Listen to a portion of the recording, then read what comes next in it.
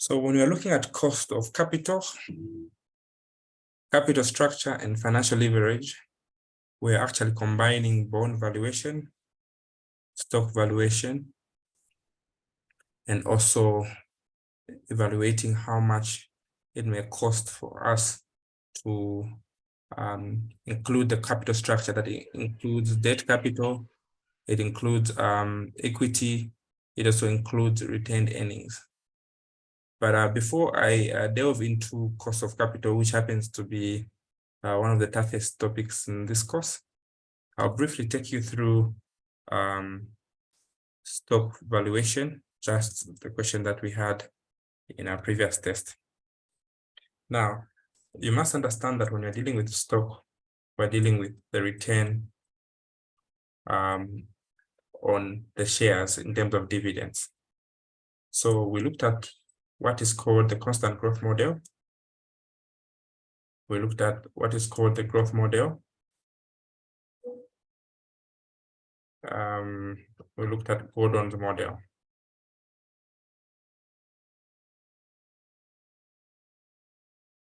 Now, these two are usually combined in, for example, purposes, a multi-model, a multi-phase model where we're going to combine both of them. The constant growth model basically makes use of what we call time value of money.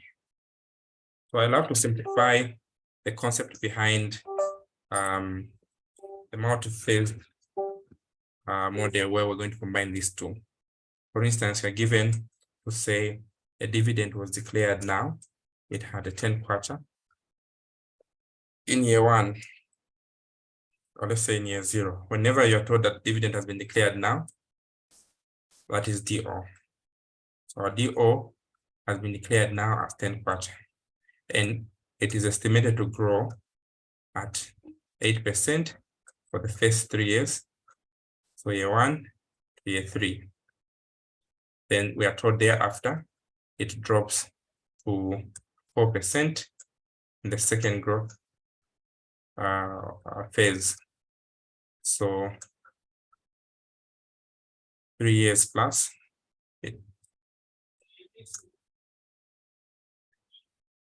it's a new growth rate of 4%.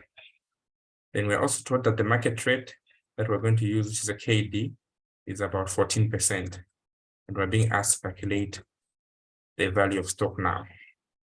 Now, the best way to illustrate such a question is using a number line. So 1, 2, 3, 4 onwards. So 0, 1, 2, 3, 4, and onwards. So now we're given a 10 quarter. Now this 10 quarter has to grow for the first 3 years at a rate of what? 8%. Now, to calculate the growth rate for year 1, so D1, D2, and D3, since we know that the future value under time value of money is simply 1 plus what? 1 plus R to the power time. So the quickest way I'm going to advise is 1 plus R is 1.08. So just keep multiplying each subsequent year or each subsequent dividend by 1.08. So 10 times 1.08, so meaning the next year, we're going to have a dividend of what? 10.8. Then multiply 10.8 times 1.08, we're going to get 11.664. Then year 3, you just multiply the answer that you got times 1.08, you're going to get 12.597 or 12.60. But from year 4 upwards, the growth rate has dropped from 8% to 4%. So it simply means that our dividend here in year 4 will now be, don't multiply by 1.08, but what are we going to multiply by? Anyone? What are we going to multiply by? 1.0 what? 1.04. 1.04, correct. So now we have the dividends. The use of this market rate is basically to discount the values. So this is just the status to forecast this, but we need to discount each one of these ones. So we're going to divide by 1.14 to the power 1. That's for phase 1. Divided by 1.14 to the power 2. Divided by 1.14 to the power 3. Because the first 3 phase, we're using the what? The constant growth model. Are you together so far? Are you following me? So we want to find phase 1. So whatever I'm going to do right now, I really need you to mirror this to the test that you wrote. So meaning the value of stock, this we need to discount it. So the 10.8 divided by 1.14, we're going to get 9.47. 9.47. Then 11.664 divided by 1.14 squared, we're going to get 8.98. 8.98. Then finally 12.60. 12.60 divided by 1.14 to the power 3, we're going to get 8.50. 8.50. So now we add all these, 8.50 plus 8.98 plus 9.47. We're going to get 26.95. So 26.95 is the growth, is the value of stock for phase A. So from here to year 3 is phase A. Now, when we cut this, so meaning we're going to start another phase here. So we need to calculate the value of stock whenever we hear thereafter. So meaning we're starting another phase. So here is where we're going to use what we call Gordon's rule. So here, using Gordon's rule, who remembers the formula? V0 is equal to what? D1 over K minus G. Except that we are at year 3 here. Like this is a V0. So we're simply going to say V3 is equal to what? D4 K minus what? K minus G. So our D4 is what? 1.04. Our K is 14%, so 0.14. And our growth rate drops to 4%, which is 0.04. So we're dividing 1.04. Okay. Was this really 1.04? 12.60 times 1.04. Okay, it was supposed to be 131 here. 13.1. So here we're dividing 13.1 divided by 10%. When you divide 13.1 divided by 10%, we're going to get 131. Now this 131 is the value of stock as of year 3. If it was ending to year 6 here, we would have calculated the value of stock as year 5. All right, so this is 131. Now, this is the value of stock for the next phase as of year 3. So we need to discount this one back to now. So we're going to divide this one by 1.14 to the power 3. So when you divide 131 divided by 1.14 to the power 3, the value of stock there will be 88.42. 8.42. So simply this means that our value of stock now will be the value of stock for part A and part B. Part A, what was our value of stock? It was 26.95, which is 26.95. Our value of stock is 8.42. So when we add these ones here, plus 26.95, we're going to get 115.37. So this is how we find the value of stock in a multi-phased stage. That is how we find the value of stock in a multi-phased stage. Any questions so far?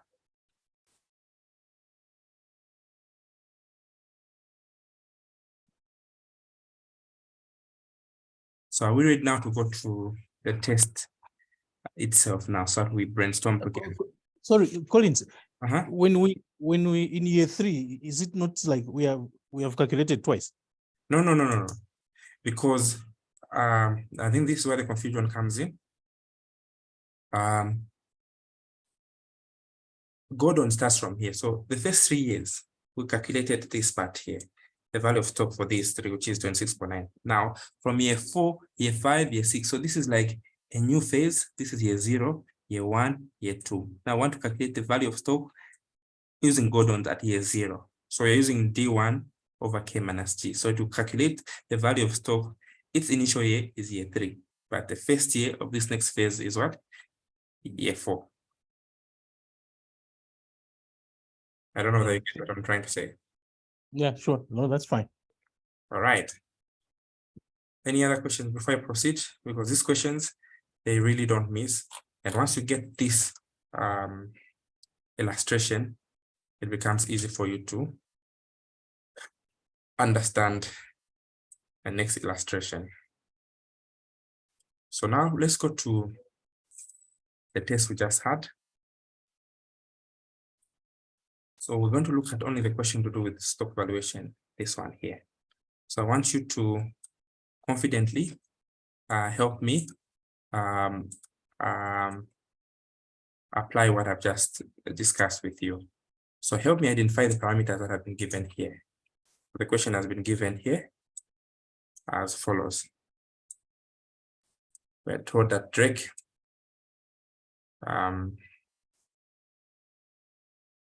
sells electricity in northwestern province of Zambia because of increased activities in the recent years.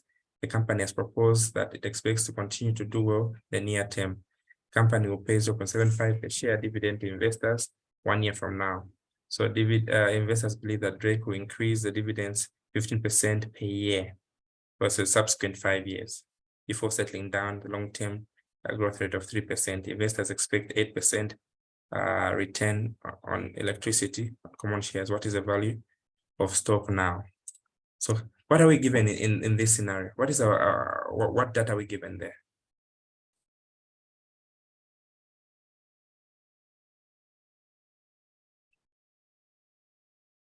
So we're given 0.75. What is this? 15%. What is this? 3%. What is this? 8%. What are these? The 3% is the dividend growth rate. 3% is a growth rate. Yes. Yes, a growth rate. There are Yes. 2 growth rates. So you need to identify. Let's start with 0.75. What is 0.75? It should have been D0, but it's D1, I think. Yes, good. D0. It should have been D0, but it is D1. Excellent. So people made a mistake here. Others were putting D0. This is D1. Why is it D1? Because it's succinctly meant to say Yeah. So a year 1 from year. Well, yeah. now is D0. They say dividend now would have been D0. Okay. The company believes that it will increase its dividend 15% per year. What is this 15%? Growth in phase 1, which is what? 15%, right? Yes. So 15% for the subsequent how many years? 5 years. So when we add 5 years to this one, so it's the number line is very important because it helps you illustrate. Okay. 1, 2, 3, 4, 5, 6, 7. So 0, 1, 2, 3, 4, 5, 6, 7. So here, if this is 0.75, the subsequent, how many years? 5 years. So this is year 1, year 2, year 3, year 4, year 5. So the growth rate in phase 1 is 15%. So it is increasing by 15%. Then drops to how many percentage? The second phase starts at what percent? 3%, right? So G2 is what? Yeah. 3%. Are we together? Yes. So this is where 3% is coming from, G2. So who can remember how we're calculating? What are we multiplying this by to get the subsequent dividend in the next year? So 0.75 times what? 1.15, isn't it? 1.15. So this is 0.8625.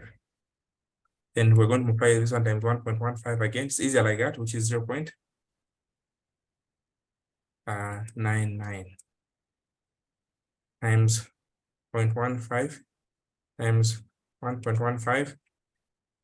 We're going to get 1.14 times 1.15. We're going to get 1.31 times 1.15. We're going to get, are we following what's happening?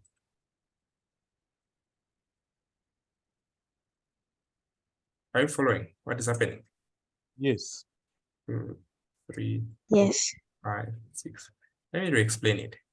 0.75 is because it is a year from now. Now is 0. In the subsequent years, we'll be adding 15%. Okay. So we're adding 15% to these subsequent years. So to get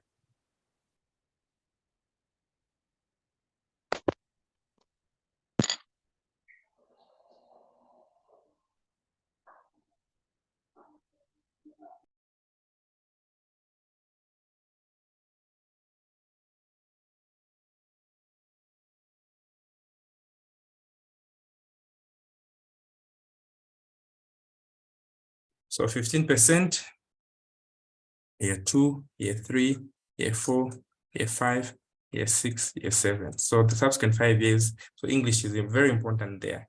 So 1, 2, 3, 4, 5, it ends at year 6. So subsequent 5 years ends at year 6. Then the new year starts from here to here at what? 3%. So here we just keep multiplying 1.15. So 0.75 times 1.15. This is 0.8625. Okay. 0.8625. Then you multiply this one times 1.15. 0.9919 times 1.15. This is 1.14 times 1.15. This is 1.31 times 1.15, which is 1.51 times what now? What are we going to multiply this one by? Times what? From year 6 to year 7? 1.03. Yes, 1.03, which is give us 1.55. Excellent. So is everyone clear at this point? Then what were we taught? The expected return is 8%. So KD is 8%. What is the use for KD? To find out the present values. So we're going to divide each of these values. This one we're going to divide by what? 1.08 to the power 1, 1.08 to the power 2, 1.08 to the power 3, 1.08 to the power 4, 1.08 to the power 5. Are we following? 1.08 to the power what? The power 6. So we are now calculating for phase 1. All right. So in this instance, when we calculate for phase 1, so here this is 0.75 divided by 1.08, we're going to get 0.69. Here, 0.8625 divided by 1.08 squared to be 0.74. Then here, 0.9919 divided by 1.08 to the power 3, we get 0.79. Then here, 1.31 divided by 1.08 to the power what? 1, 2, 3. I've left out one, so 1.14 divided by 1.08 to the power 4. We're going to get 0.84. Then here 1.31 divided by 1.08 to the power 5. We're going to get 0.89. Then here 1.51 divided by 1.08 to the power 6. We're going to get 0.95. So when you total up 0.69 plus 0.74 plus 0.79 plus 0.84 plus 0.89 plus 0.95, we're going to get 4.9. So 4.9 is for phase what? A. That's the first 6 years. Now, how do we find the value of stock for the next phase here? Can somebody remind us? What do we do? We're using Gordon's. So the value of stock as a year 6 is got what? D7 over what? A minus what? G. What is our D7? 1.55. Our K is what? 8%, 0.08.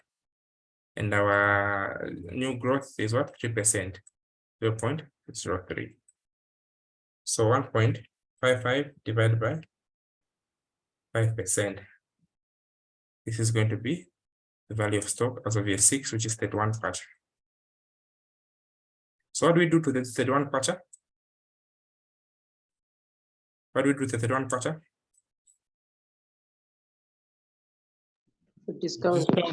Yes, we discount it by dividing it by what? 1.08 to the power what? 6.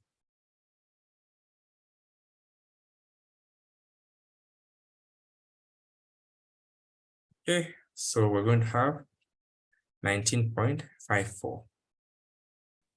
So this cash flow is in year what? Year 6, here as of year 6.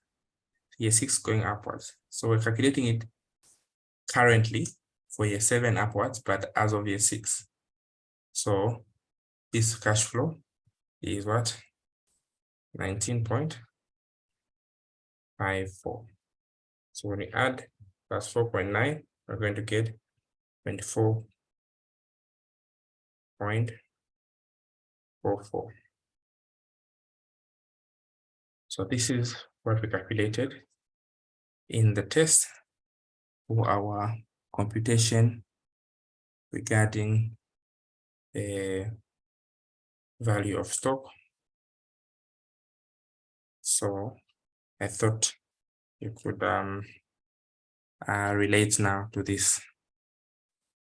Does it make more sense? Is it simpler, better explained now? Yes, I think it is. So, Collins, maybe just a question going forward, starting from year 7 or 8. It means we should be adding the 1.03 to this. Yes, exactly. 19, eh? Yes, exactly. Okay. That's what it means. Yes. All right. Thanks. That's what it means exactly.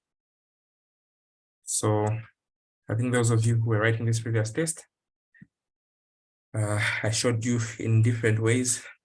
Okay, we use this, and you can also use the tables for the cash flows.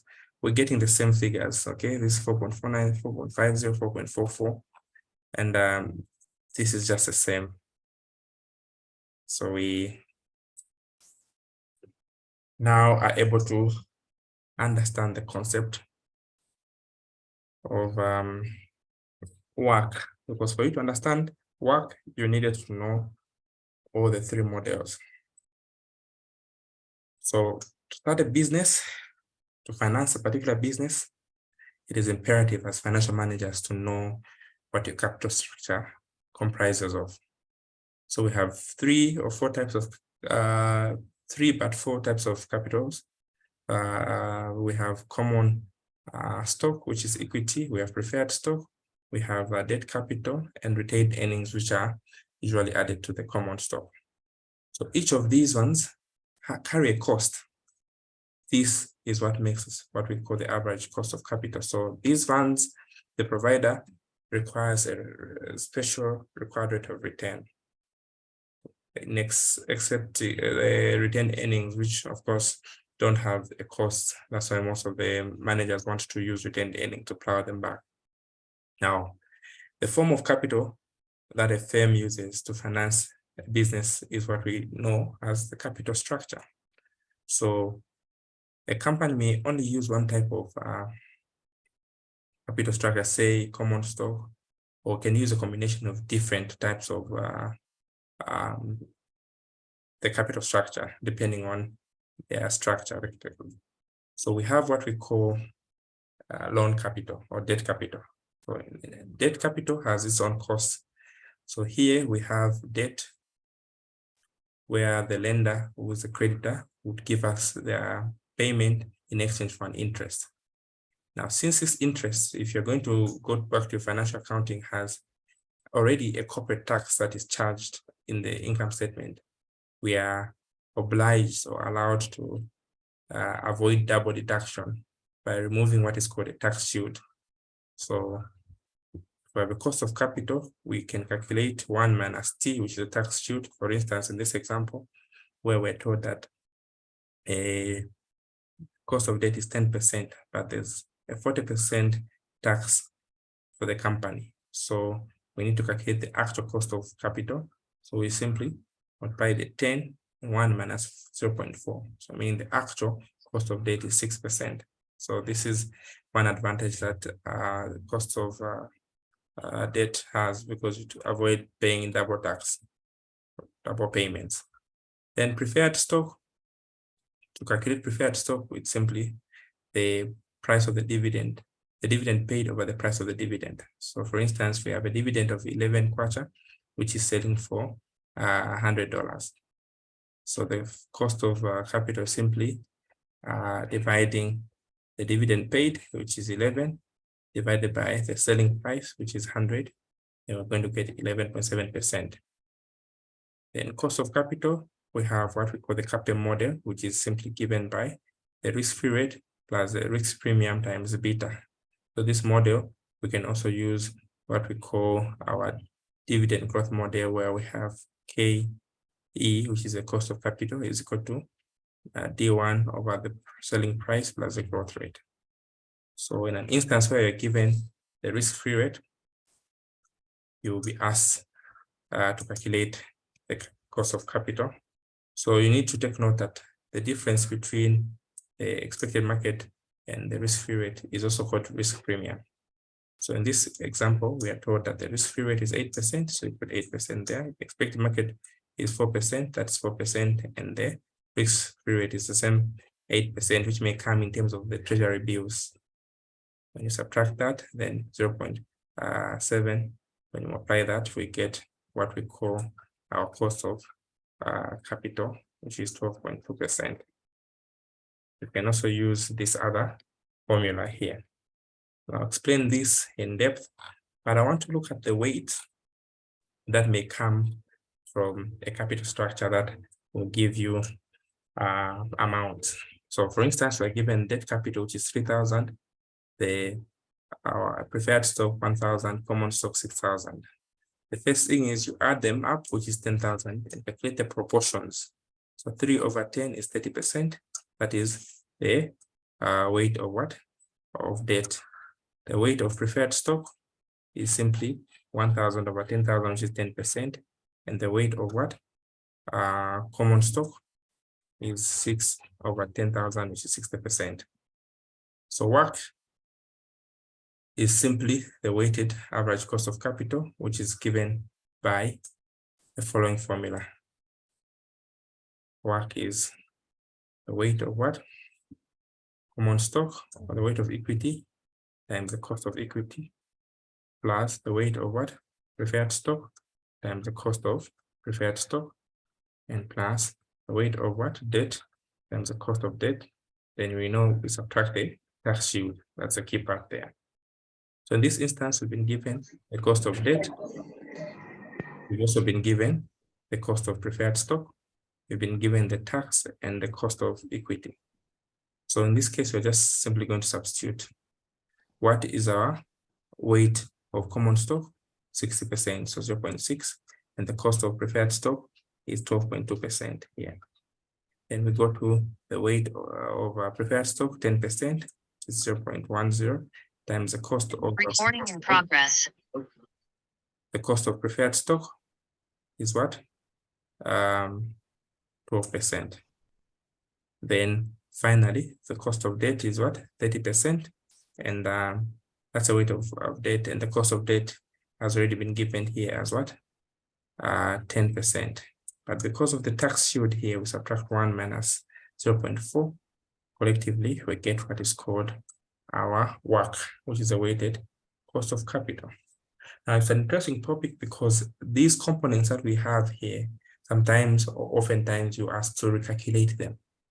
So a question will ask you a bogus question where you'll be required now to recalculate the cost of each of them individually.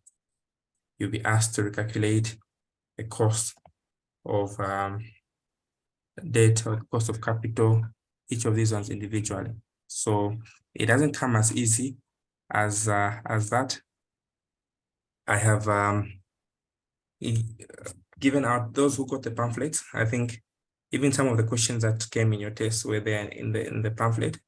Let me just look at 1 or 2 of the questions to do with WACC so that you could see how you need to dismantle a question like this one. So I repeat, WACC is the toughest of them all, but I must also mention that it's manageable because most of these questions are repeated. So even most of your tests, the questions are known, except question 1 was bulky. So he brought in new questions for the first time. So they'll add on to our question bank. So let me take you to my pamphlet, corporate finance pamphlet. So a question on WACC will come like this. Okay, these questions have been repeated. You're told so a major South African energy company mines fuels, and we are told that the weighted cost of capital is 12.95% in South Africa and 8 to 11 in Europe, 8% in USA, etc., etc. So we ask, why is WACC used to evaluate the required rate of return, theoretical part? Then here we are told to calculate WACC from the different approaches using the book value and market value. So here WACC, it's a theoretical part, which you can read on your own. But what I'm interested in is how to calculate WACC using the book values. Remember, the total up. So we've been given the 3 sources of finance. These are equity, whenever you hear shares, this is preferred stock, and this is debt. We're given the costs of each of these ones, 8%, 10%, and here you need to calculate. So firstly, you add up these runs to get the total value, which is what? 22,500. And you divide this divided by that, you get the weight. This divided by that, you get the weight. This divided by that, you get the weight. The weight obviously must add up to 1. Then you calculate the cost of each of them. Remember, only debt has a cost of what? Of a tax shield. So equity, the return on equity, we are told that equity has a return of 95%. Okay. So we calculate it based on the number of shares that we have. So we also have a corporation tax of 30%. So we need to subtract 1 minus 0.3. then we use a cost of debt. The long-term debt here is 10%. So we're going to multiply the 10% with 0.10. Then here the cost of debt here is 70. So 1 minus 0.3. Then 1.04 is calculated. So I'll spend time to explain how these figures are gotten there, but the market rate is here, 1.04. So all these, it carries about 25 marks.